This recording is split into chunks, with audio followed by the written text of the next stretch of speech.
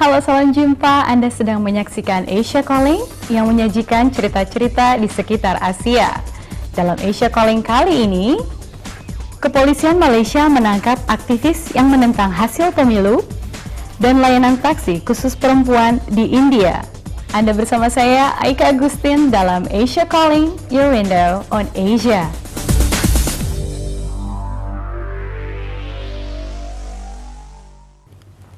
Kepolisian Malaysia menangkap 3 orang tokoh oposisi atas dugaan menghasut. Seorang mahasiswa juga telah diamankan karena mempelopori aksi unjuk rasa menentang dugaan hasil pemilihan umum Malaysia baru-baru ini. Faizal Muhtar melaporkan lebih rinci dari Kuala Lumpur. Sosok Adam Adli sudah tidak asing bagi para aktivis Malaysia. Namanya mulai dikenal saat dia diskors dari universitasnya setelah dia mengganti bendera berlambang foto Perdana Menteri dengan sebuah foto rekanan mahasiswa.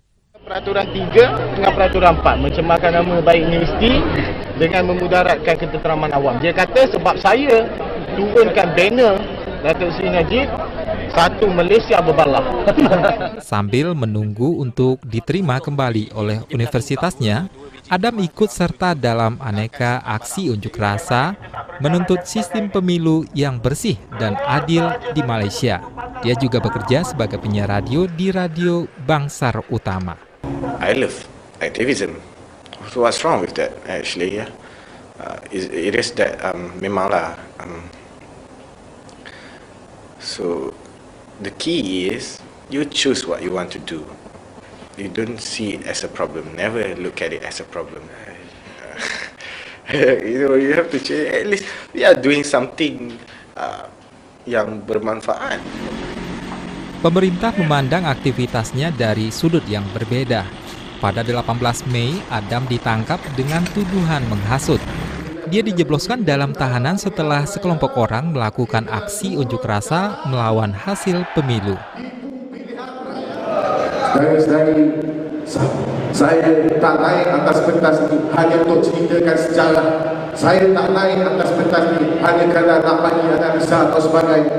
Saya naik sebab saya percaya kita tak boleh tunggu lagi 5 tahun untuk tumpahkan UMNO.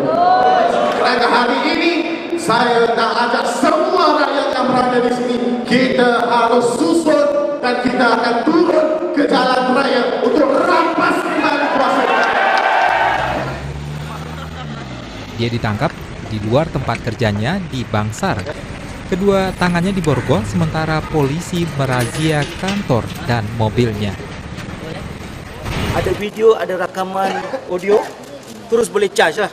So menghukum dia 5 hari adalah satu bentuk hukuman sebenarnya, bukan untuk siasatan. So kami rasa penahanan ini memang untuk menakutkan rakyat dan tak masuk akal. Menanggapi kejadian tersebut, organisasi hak asasi manusia mengamati Adam dari luar kantor polisi tempat dia ditangkap. Adakah demokrasi kita demokrasi yang sebenar-benarnya demokrasi? Kalau seorang saja ingin bersuara tetapi telah diperlakukan sebegini, di manakah demokrasi kita? Jadi saya bermohon kepada semua rakyat Malaysia, buka minda anda. Jangan dibelenggu seterusnya. Kini dia dibebaskan secara bersyarat dengan jaminan. Tetapi jika terbukti bersalah, maka dia bisa dikenai hukuman penjara selama 3 tahun. We want to know why they are picking on this young man for words that we spoke when there are so many people who have made far more serious statements who are scot-free. So we think this is selective prosecution, and that in itself is an abuse of the criminal justice system. Adam Adli bersikeras tidak sudi dibungkam. Bukannya diri saya sajalah, ini untuk semua orang sebenarnya, insyaAllah. Untuk Asia Calling, Faizal Muhtar melaporkan dari Malaysia kini.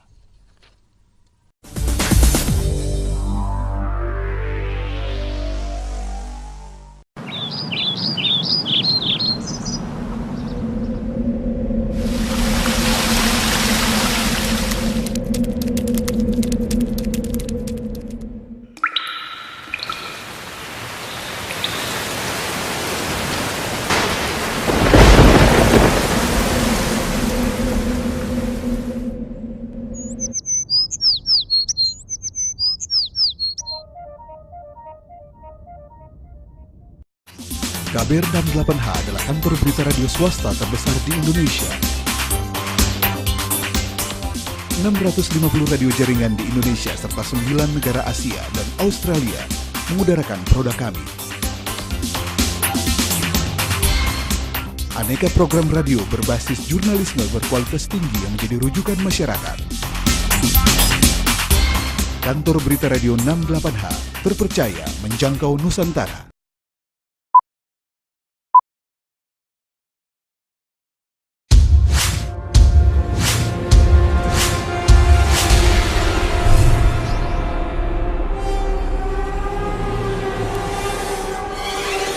Koran Tempo.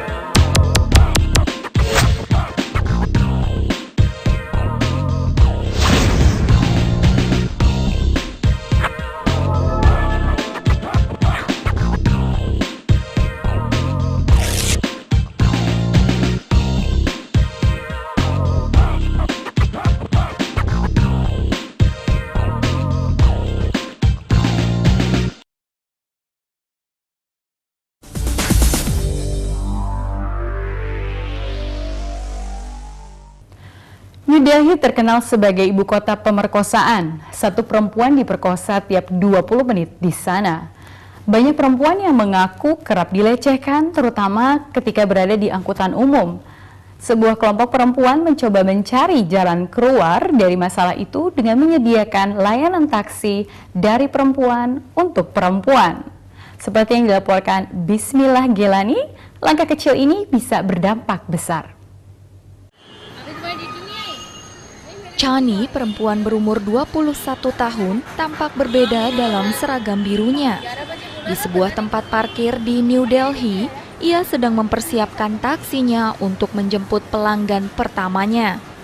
Chani adalah salah satu dari segelintir supir taksi perempuan.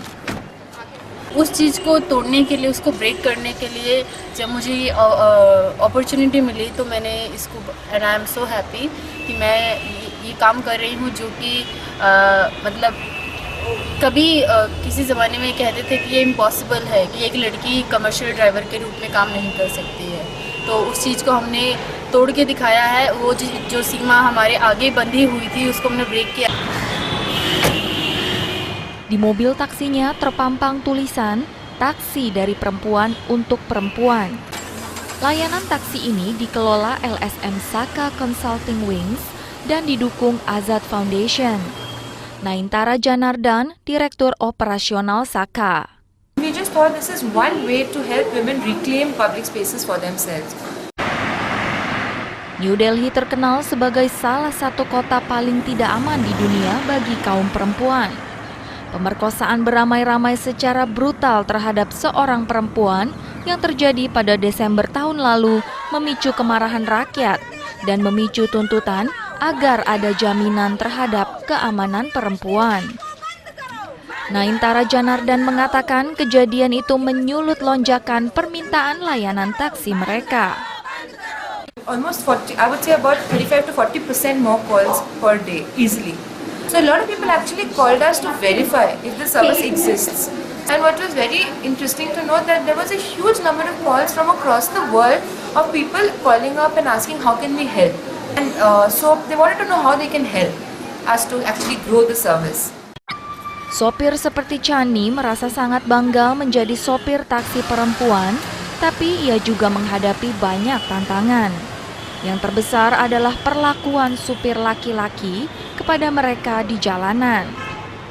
अगर किसी की नज़र पड़े कि भाई महिला ड्राइवर है तो मतलब वो तो रिएक्ट करते हैं, हॉर्न बजाते हैं, ओवरटेकिंग और इस टाइप का बहुत रोज़ होता है हमारे साथ। अगर अपनी गाड़ी में रेस्ट कर रहे हैं तो ऐसे मतलब बारी बारी से लोग देखने आते हैं जैसे अजूबा कोई गाड़ी में बैठा हो, हम मतलब रेस्ट नहीं कर पाते ठीक से, तो इस तरीके से का हमें प्रॉब्लम आता है। Seorang supir perempuan lainnya, Rita, memberikan kesaksiannya. आज सुबह की बात है, मॉर्निंग में ही मैं 6:45 जा रही थी गाजियाबाद ड्यूटी। तो सराय काले खा के आगे राइट टर्न करते ही मैंने एक टैक्सी वाले से मतलब ओवरटेक करने के लिए जगह मांगी, उसने मुझे दे दिया तो मैं निकल गई और फिर मैं बीच की साइड में आ गई। मैंने जो भी जाएगा जाने दो। और आगे रेड लाइट थी, उसका ये रवैया था, उसने कुछ नहीं देखा आगे, मुझे देखता रहा, मुस्कुराता रहा। मैं उससे मतलब हाथ से इशारा करके बोल रही कि रेड लाइट हो गई है, और पीछे से उसने इंडिका में जोर से मारा और वहाँ के 2-3 आदमी उतरे, खूब पिटाई करी उसकी, और फिर पीछे से ट्रैफिक जाम लग गया। 10 supir perempuan di layanan taksi Saka menjalani program pelatihan yang ketat dan calon supir baru terus berdatangan. Yang diajarkan tak sekedar cara berkendara, tapi juga isu gender, hak-hak perempuan, keterampilan berkomunikasi, dan teknik mempertahankan diri. Di usia 13 tahun, Rita dinikahkan dengan tetangganya. Kini ia melawan pernikahan itu dan merasa bebas. Ia tak terpikir untuk menikah lagi. लोगों मतलब शादी हो गई, लोगों को पता ये वो, पर वो मेरी मर्जी से नहीं हुई थी। 13 साल में कोई नहीं जानता। छोटे बचपन में 5 साल में कुछ और होता, 10 साल में कुछ और सीखते हैं, 15 साल में कुछ और सीखते हैं। क्योंकि अपनी लाइफ अपनी मर्जी से जियो, जरूरी नहीं है हम दूसरों के हवाले कर दें। Seluruh pelatihan ini adalah pengalaman yang mengubah hidup, termasuk bagi pelatih seperti Rakesh Kumar. Saka berencana memperluas layanan. Mereka pun berkonsultasi dengan pemerintah untuk menciptakan peluang kerja bagi perempuan di semua jenis moda transportasi umum di Delhi. Saka berpendapat ini akan membuat kota New Delhi jauh lebih aman bagi kaum Hawa. Supir seperti Chandni ingin punya kesempatan bekerja sebagai supir bus dan mengubah Delhi menjadi ibu kota yang aman bagi perempuan. Dari New Delhi, Bismillah Gilani melaporkan untuk Asia Calling.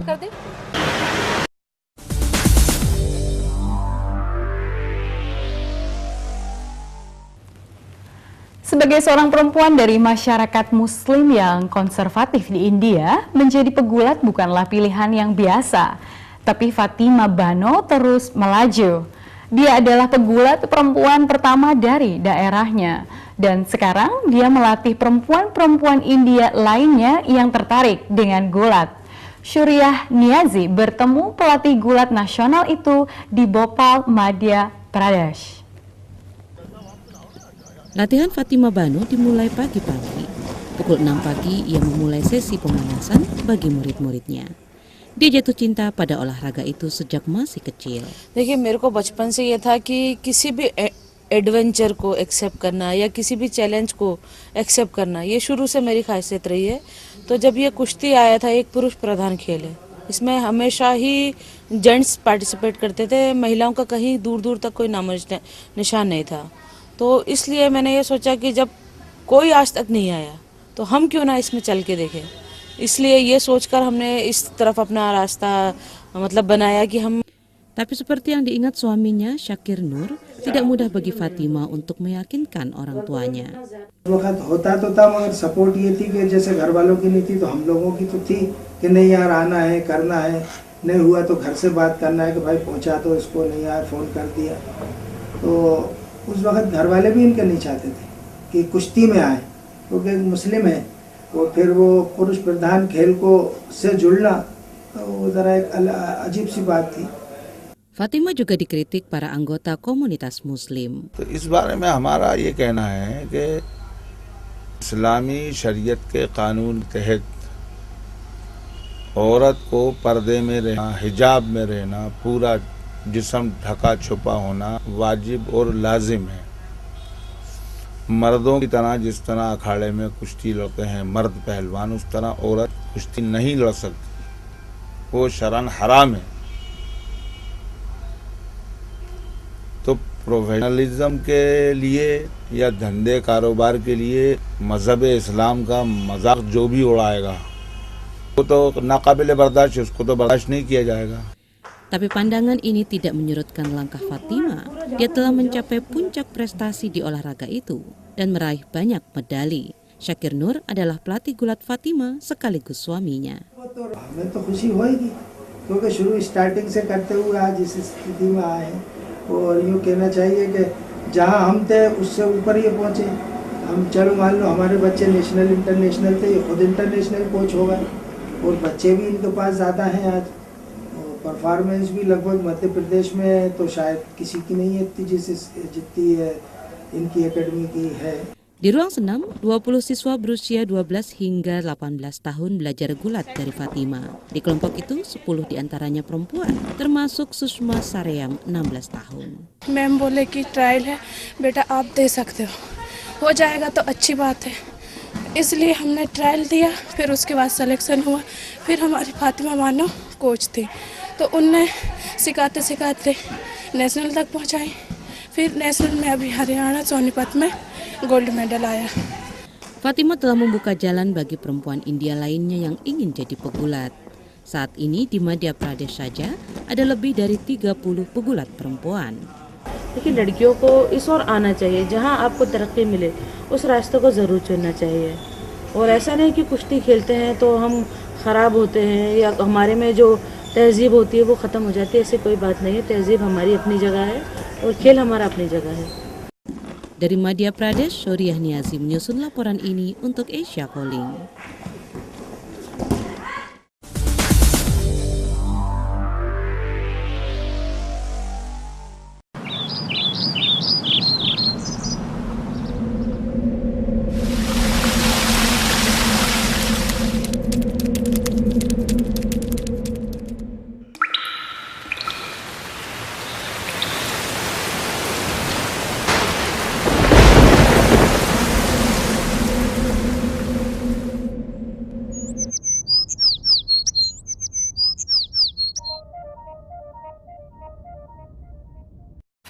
KBR 68H adalah kantor berita radio swasta terbesar di Indonesia. 650 radio jaringan di Indonesia serta 9 negara Asia dan Australia mengudarakan produk kami. Aneka program radio berbasis jurnalisme berkualitas tinggi yang menjadi rujukan masyarakat. Kantor berita radio 68H terpercaya menjangkau Nusantara.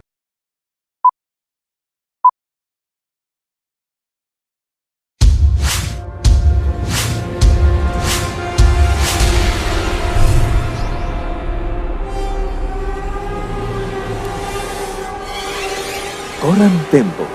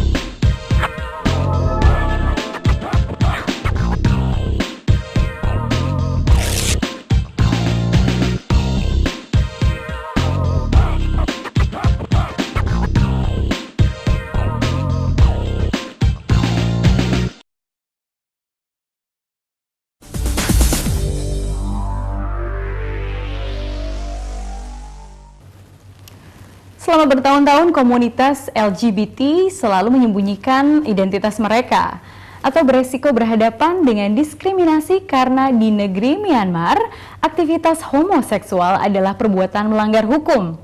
Namun, Festival Gay Pride adalah tonggak sejarah untuk mengakui keberadaan dan hak-hak mereka. Banyol Kongjanoy turut serta dalam parade di Yangon. Sekarang adalah saatnya berpesta, tetapi di balik tarian ini ada sebuah pesan penting.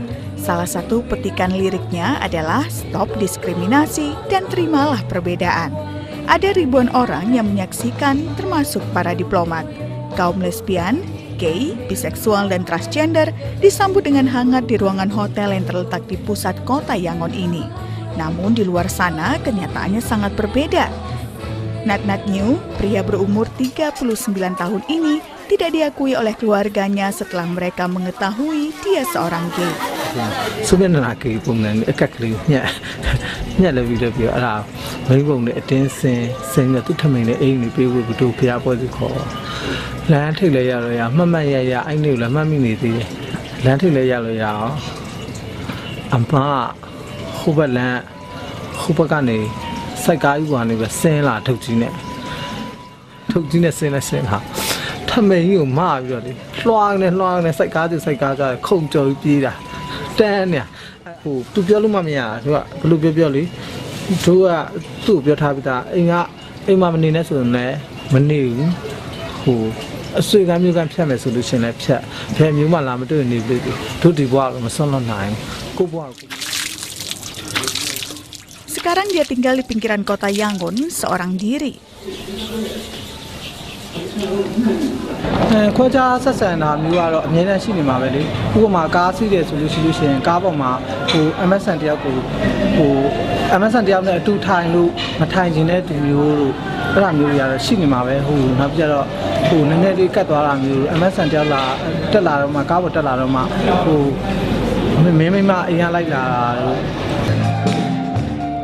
Aktivitas homoseksual merupakan perbuatan melanggar hukum di Myanmar. Jika Anda tertangkap, Anda bisa dituntut hukuman penjara seumur hidup.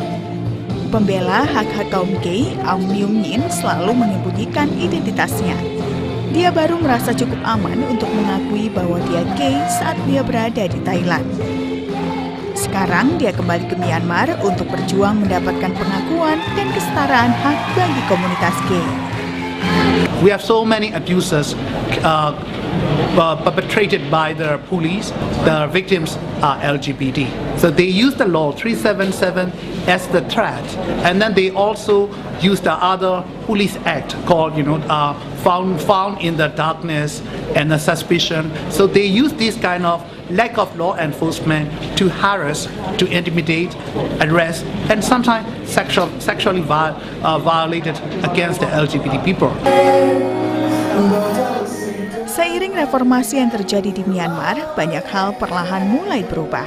Tahun lalu, untuk kali pertama, Myanmar menyelenggarakan festival Gay Pride. Bahkan, kini ada sebuah program TV internet mengenai LGBT yang mengudara sebulan sekali. Tapi aktivis Aung Myung Min menginginkan perubahan hukum untuk memberikan hak yang sama untuk komunitasnya. We are not the creature, we are not the alien, we are not the funny character, we are human beings. So we want the society to see as the way we are, not as a crazy people or not as a, the kind of the funny person. So we want to change the kind of thing.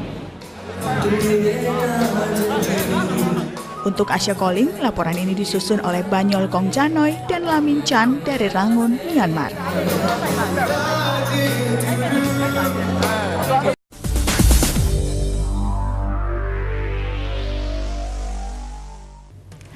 Laporan tersebut sekaligus menutup perjumpaan kita dalam Asia Calling kali ini.